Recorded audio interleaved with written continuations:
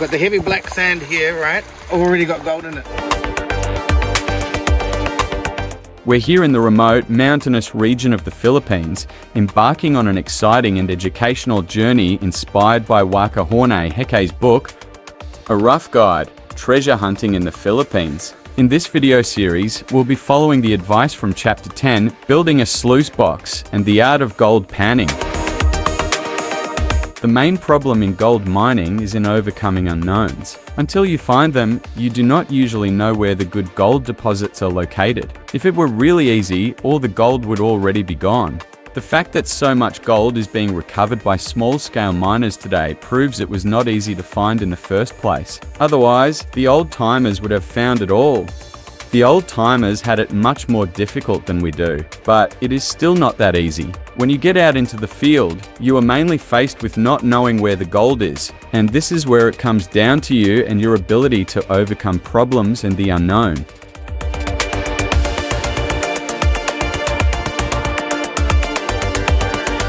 Today, we are at a beautiful beachside city in the Philippines. Although it is not as remote as the mountains, it still took over 7 hours to get here to meet Waka himself. We ventured out to a newly formed river system created as a result of massive flooding earlier this year. Information about the flooding is in a previous video, which was broadcast live from this channel. Although the flooding was a tragic event, it liberated a lot of materials from the jungle and riverbed. It formed several new small river systems that cut into the land. This was a strong indicator that there could be some reliable pay streaks. Although the purpose of the trip was to survey the damage, we decided to explore the new riverbeds and pull some material. Then, something unexpected occurred. We found a lot of very heavy black sands. Most people do not believe that there is much gold in this area, even though there is significant mining not far away. It was our eureka moment, the climax we had been building up to in this video series. So this is the perfect location, being the eddy current, swinging around, capturing around there, spinning through here, and dumping this deposit there, which we've just seen. So bingo, we've actually come across flecks of gold with the author of the book himself.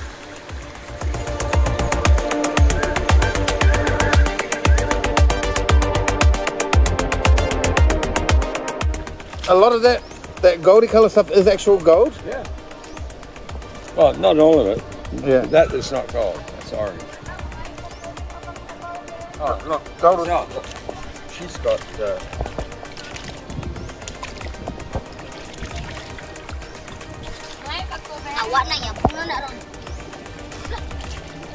See? They're coming here. Yeah. That's beautiful. Candy. See it in here? It's very clear. We found several pay streaks, which was very significant. We couldn't stop finding fine alluvial gold. It was literally everywhere. Every time we took material, we found this very fine alluvial gold. We had found the pay dirt. We also decided to take some small gold-colored rocks back to base camp for inspection. The reason for this is that the water was making them sparkle, which, as you can see, was very misleading. But just for fun, let's take a look under a magnifying glass at what we found. Frankly, we are not geologists. We suspect none of it is gold, but we need to wait for daylight to inspect the small pieces clearly. Since we were not expecting to do any panning today, we did not fully document everything. So we are coming back very soon to do a full audit of the area, because we also found something very important. The area is rich in iron ore, copper, pyrite, and quartz, and is well worth seeking a claim or land lease to work the entire river system. There are multiple tributaries and a giant U-shaped bend that makes the area very productive and lucrative. With a large quantity of various valuable minerals, this location has proven to be worth the effort to revisit and complete the audit. We plan to drop a sluice or two. We really enjoyed literally bathing in gold and rich copper deposits. Great energy and a perfect finish to the day. Before we wrap this video up, here are some tips for sampling areas after heavy flooding. Look for new deposits. Flooding can shift material significantly, creating new deposits of heavy minerals like gold. Focus on areas where water flow slows down, such as behind large boulders or at bends in the river, where heavier materials are likely to settle. Pay attention to black sands. Black sands often indicate the presence of heavier minerals, including gold. The first indicator is we need these big black rocks. That's number one. Then you got the black sands, the heavy black sands. So we got the black rocks here. These big rocks, right? The stuff which are all in the part 1 and part 2. We've got the heavy black sand here, right? Okay. And it's already got gold in it. So it's got the ebbing flows, and it's accumulating in these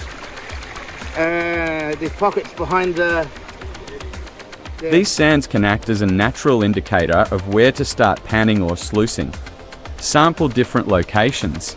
In newly formed rivers or streams, sample various spots to find the richest deposits. Focus on areas with visible signs of mineralization, such as quartz veins or iron-rich rocks. Use the right tools. Bring basic panning and sampling equipment, including a gold pan, a classifier, and a shovel. If you find promising material, consider returning with more advanced tools like a sluice box. Why gold moves and forms in newly formed rivers and streams. Gold moves and forms in newly formed rivers and streams, primarily due to its density. During flooding, the fast-moving water can erode and break up gold-bearing rocks, releasing the gold into the water. As the floodwaters recede and slow down, the heaviest particles, including gold, settle out first. This process leads to the formation of pay streaks, where gold accumulates in specific areas of the riverbed, often in crevices, behind boulders, or in the inside bends of rivers where water velocity decreases. The changing landscape, such as the formation of new channels and the deposition of fresh materials, creates new opportunities for gold to be concentrated and discovered. Thank you for joining us on this incredible journey. Today, we've had an unexpected and exciting discovery in this newly formed river system, uncovering fine alluvial gold amidst the black sands. It's been a day full of surprises, and our eureka moment has left us thrilled and eager to explore more. As you saw, we stumbled upon several pay streaks and even collected some intriguing gold-colored rocks to examine back at base camp. While we may not be geologists, our findings have certainly piqued our curiosity, and we can't wait to investigate further.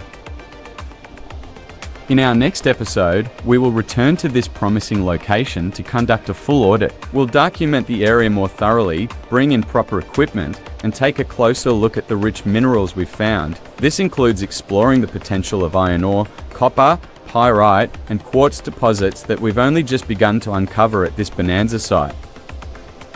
So stay tuned and make sure to subscribe and hit the notification bell so you don't miss our next adventure. Until then, happy prospecting, and we'll see you in the next episode of Gold and Grit.